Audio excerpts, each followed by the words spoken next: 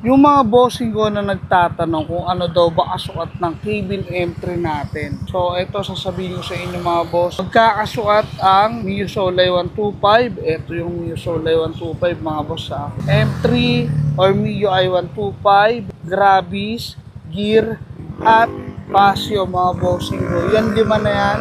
Magkakapareho lang yan sa muffler. So, ito yung tindigan mga boss pag nakasalpak sa MSI 125. Napaka-solid tumunog yan mga boss.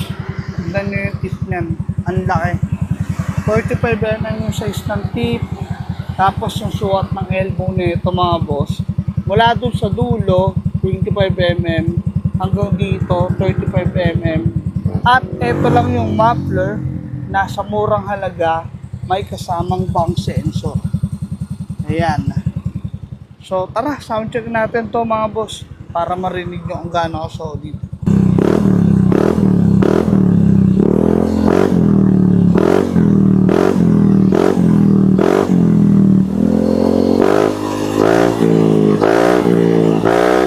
Grabe yun mga boss, napakaganda ng tunog.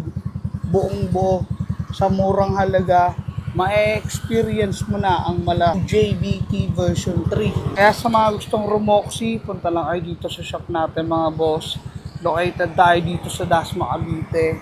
Tingnan na lang sa map, KCC Moto Parts Sampaloc 4. At kung malayo naman kayo mga boss, pwede kayo Rumoxy sa ating mga online store.